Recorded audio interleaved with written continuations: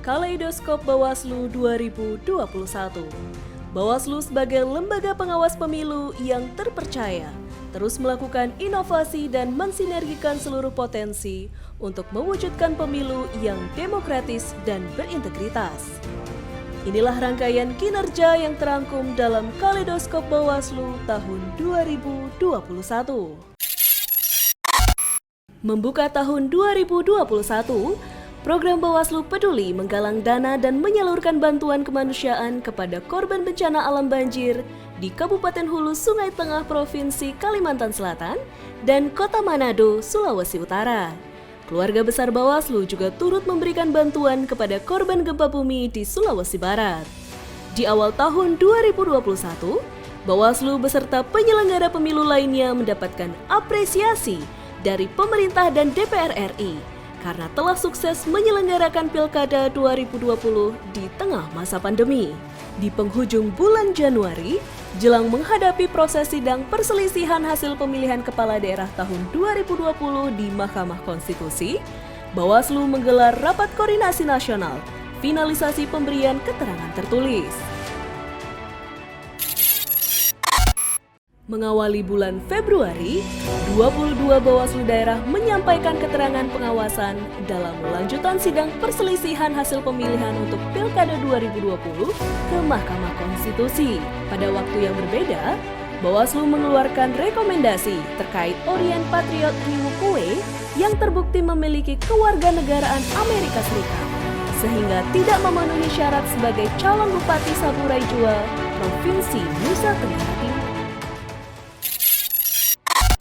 Pada bulan Maret, Bawaslu sebagai Wakil Presiden Global Network on Electoral Justice Network atau GNEJ menyampaikan hasil evaluasi pengawasan pelaksanaan pemilihan serentak tahun 2020. Salah satunya penyesuaian pengawasan dengan standar protokol kesehatan pencegahan penyebaran COVID-19. Kemudian, dalam rapat dengar pendapat dengan Komisi 2 DPR, Bawaslu memberikan catatan penting persiapan pelaksanaan pemilu 2024 terutama terkait penyediaan data pemilih. Dalam rangka memutus penyebaran virus dan mendukung program pemulihan ekonomi bangsa, Bawaslu menggelar pemberian vaksin COVID-19 bagi seluruh pegawai pada Selasa 23 Maret 2021. Sejumlah penghargaan didapatkan oleh Bawaslu. Pertama, Bawaslu menerima sertifikat penghargaan terintegrasi jaringan dokumentasi dan informasi hukum nasional. Penghargaan ini diberikan oleh Badan Pembinaan Hukum Nasional Kementerian Hukum dan HAM. Selanjutnya, untuk keempat kalinya, Bawaslu meraih penghargaan sebagai pemenang PR Indonesian Award 2021 dalam kategori Lembaga Negara Terpopuler di Media Cetak tahun 2020. 9 April 2020 bertepatan dengan ulang tahun Bawaslu yang ke-13 tahun. Bawaslu terus berupaya menghadirkan keadilan pemilu untuk demokrasi yang berintegritas. Penyelenggara pemilu, pimpinan DPR, DPD, MPR, MK, Panglima TNI, Kapolri, Jaksa Agung, serta pimpinan Bawaslu periode-periode sebelumnya mengucapkan selamat atas bertambahnya usia Bawaslu. Sebagai kado hari ulang tahun ke-13 Bawaslu, Sekretaris Jenderal Bawaslu melantik sekaligus mengambil sumpah 12 pejabat pimpinan tinggi pratama di lingkungan Kesekjenan Bawaslu.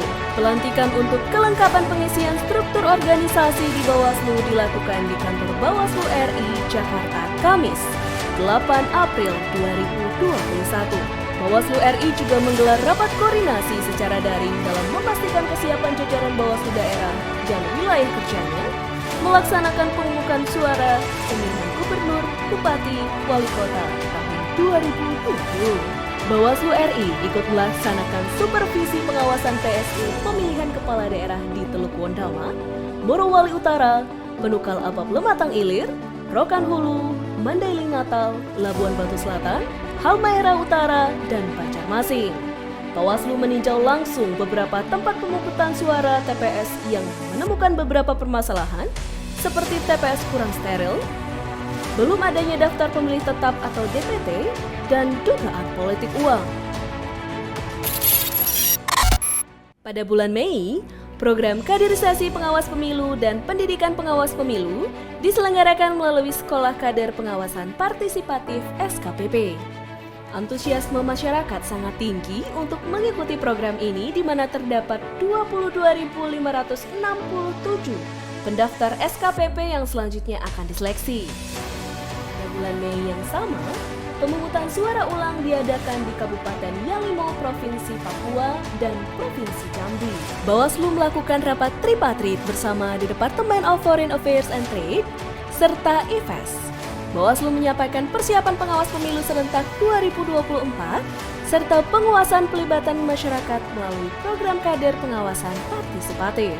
Bawaslu menghadiri rapat dengar pendapat Komisi 2 DPR RI bersama KPU, DKPP, dan Direktorat Jenderal Politik dan Pemerintahan Umum Kemendagri. Dalam rapat tersebut, Bawaslu memaparkan desain kelembagaan pemilu 2024, mulai dari kesiapan pengawasan, isu krusial pengawasan, tantangan pemilu 2024, dan kelembagaan pengawas pemilu Pilkada 2024. Bawaslu melaksanakan audiensi dan mengajak Kementerian Pemuda dan Olahraga serta Kementerian Agama untuk terlibat dan berpartisipasi dalam Sekolah Kader Pengawasan Partisipatif guna meningkatkan peran serta masyarakat dalam melakukan pengawasan partisipatif untuk pemilu dan pilkada. Bawaslu juga berkoordinasi dengan Menteri Hukum dan HAM terkait persiapan harmonisasi peraturan Bawaslu untuk pemilu dan pemilihan serentak tahun 2024. Pada bulan ini, Bawaslu juga melakukan penandatanganan nota kesepahaman dengan Badan Amil Zakat Nasional terkait koordinasi dan sinergi dalam pemilu dan pemilihan 2024. Di awal bulan Juni, Bawaslu ikut serta menjadi pemantau internasional dalam pemilihan federal paruh waktu Meksiko 2021. Bawaslu berbagi pengalaman melakukan proses penyelesaian sengketa pemilihan secara daring saat masa pandemi kepada The Electoral Tribunal of Federal Judicial Power di kota Meksiko. Dibuka secara resmi di Gresik, Jawa Timur, SKPP akan berlanjut ke 100 titik lainnya di Indonesia. PSU di bulan Juni diselenggarakan di Provinsi Kalimantan Selatan dan Kabupaten Labuan Batu, Sumatera Utara. Anggota Bawaslu turut mengawasi pemungutan suara ulang atau PSU secara langsung di kedua tempat tersebut. Bawaslu menyampaikan hasil pengawasan Pilkada serentak 2020 dalam Pacific Forum Internasional. Bawaslu melantik 3 pejabat pimpinan tinggi media atau Eselon 1B di jajaran Sekretariat Bawaslu, Kamis, 17 Juni 2021. 3 pejabat yang dilantik yaitu Deputi Bidang Administrasi, Deputi Bidang Dukungan Teknis, dan Inspektur Utama. Bawaslu melakukan audiensi terhadap Ombudsman Republik Indonesia terkait hal-hal yang bisa disinergikan dalam persiapan menghadapi pemilu serentak tahun 2024. Bawaslu kembali meraih predikat opini wajar tanpa pengecualian dari Badan Pemeriksa Keuangan. Capaian WTP ini merupakan yang ke-6 kali berturut-turut. Di awal bulan Juli, Bawaslu menggelar doa bersama secara virtual untuk keselamatan bangsa melawan COVID-19. Kegiatan ini diikuti sebanyak 1.000 peserta dari seluruh jajaran Bawaslu se-Indonesia melalui daring. Bawaslu juga melakukan pengawasan PSU pemilihan Bupati dan Wakil Bupati Nabire dan Pemvendikul Provinsi Papua. Selain itu, anggota Bawaslu juga menyampaikan hasil supervisi pengawasan PSU yang kedua pada tanggal 19 Juni 2021 ke Mahkamah Konstitusi. Pada bulan ini, Bawaslu juga meraih peringkat 2 BKN Award 2021 kategori Perencanaan Kebutuhan Pelayanan, Pengadaan, Kepangkatan, dan Pensiun.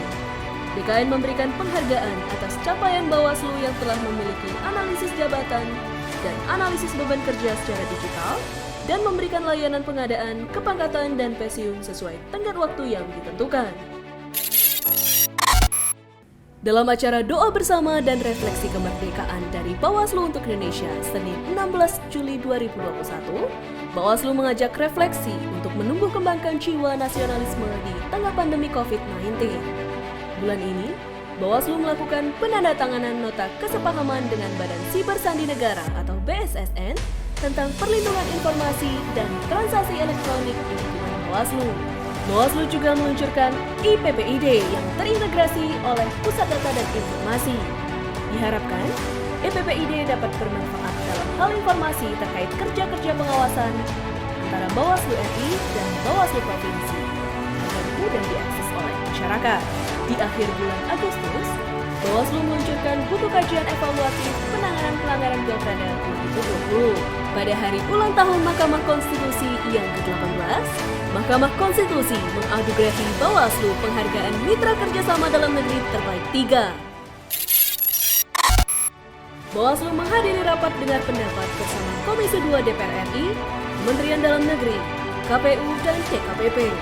Dalam kesempatan ini, Bawaslu menyampaikan 4 rekomendasi penataan pemilu dan pemilihan serentak 2024. Pertama, membenahi kendala regulasi atau payung hukum pemilu yang masih tumpang tindih, tidak jelas, dan multitafsir. Kedua, mendorong perbaikan manajemen penyelenggaraan teknis dan penyelenggaraan pengawas pemilu. Yang ketiga, mengoptimalkan koreksi administrasi terhadap akibat yang muncul dari tindakan pelanggaran pemilu.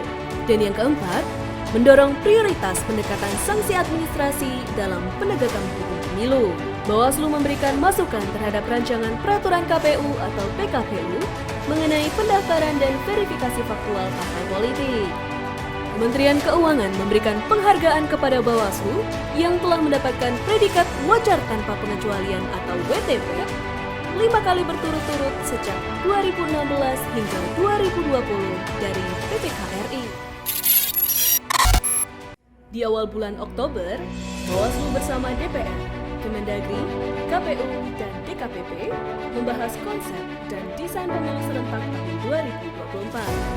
Bawaslu secara internal juga membahas langkah strategis dan rencana kerja Sekretariat Jenderal Bawaslu untuk persiapan pengawas pemilu tahun 2024. Kemudian, pertemuan dengan Google, Bawaslu mengharapkan desain pengawasan media sosial dalam pemilu 2024 lebih inovatif. Hal ini dikarenakan pemanfaatan media sosial yang terus berkembang selama pandemi COVID-19.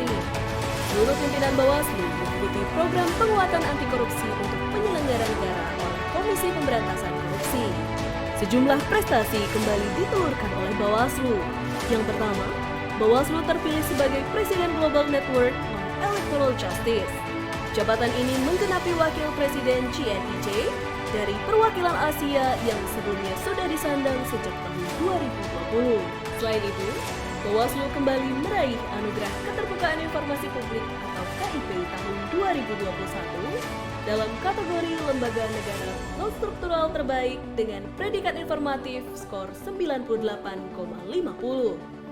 Anugerah ini merupakan kali keempat sejak tahun 2018. Sekolah Kader Pengawasan Partisipatif SKPP tingkat lanjut diikuti oleh 204 peserta dari seluruh Indonesia. 12 peserta diantaranya merupakan peserta dengan penyandang disabilitas. Mendengar masukan dari Bawaslu, Dewan Perwakilan Daerah RI menyepakati untuk mendorong pembenahan regulasi yang dianggap tumpang tindih dan multitafsir untuk pelaksanaan pemilu dan pilkada serentak tahun 2024. Kesepakatan tersebut diraih dalam rapat kerja Bawaslu dengan DPD RI. Bawaslu melakukan uji coba pada Sistem Informasi Penanganan Pelanggaran Pemilu dan Pelaporan atau SIKAP Lapor. SIKAP Lapor merupakan bagian dari pengembangan sistem informasi yang berfokus pada penanganan pelanggaran baik administrasi maupun pidana dalam kepemiluan.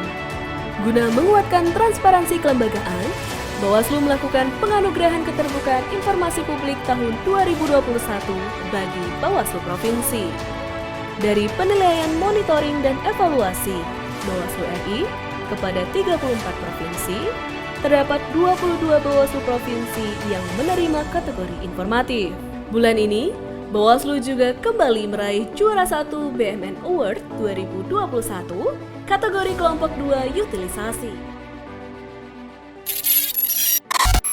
Sekretaris Jenderal Bawaslu melantik 315 calon pegawai negeri sipil formasi tahun 2019 menjadi PNS.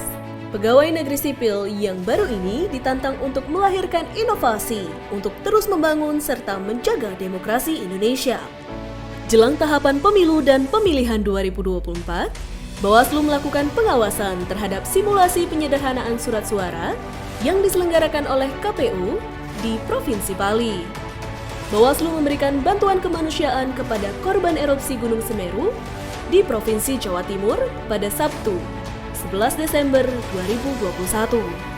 Sejumlah bantuan tersebut diberikan secara simbolik melalui Bawaslu Jawa Timur yang nantinya bantuan tersebut akan diberikan kepada korban erupsi Gunung Semeru di Jawa Timur. Bawaslu bersama International Republican Institute dan penyelenggara pemilu di Ekuador, Meksiko, dan Georgia merumuskan strategi terbaik dalam mengatasi disinformasi. Bawaslu juga selenggarakan seminar dan lokakarya nasional dalam penguatan literasi penyelesaian sengketa proses pemilu atau pemilihan. Dari 63 peserta, sebanyak 20 peserta terpilih sebagai penulis terbaik yang telah ditetapkan dan akan mempresentasikan karyanya. Bawaslu akan menjadi tuan rumah Scientific Meeting and Award Ceremony 5th Plenary Assembly tahun 2022. Dalam persiapan kegiatan tersebut, Bawaslu menggelar rapat dengan tim Technical Secretariat CNIJ dari Meksiko secara daring. Selanjutnya, dari sisi prestasi, Bawaslu kembali meraih peringkat terbaik kedua kategori lembaga non-struktural dalam penganugerahan Jaringan Dokumentasi dan Informasi Hukum atau JDIH Award tahun 2021. Penghargaan tersebut diberikan oleh Kementerian Hukum dan HAM Republik Indonesia. Demikian kilas balik kegiatan Bawaslu selama tahun 2021. Bawaslu sebagai lembaga yang mewujudkan keadilan pemilu akan terus bertransformasi dan berinovasi untuk menjaga dan mengawasi pemilu demi memperkuat demokrasi Indonesia.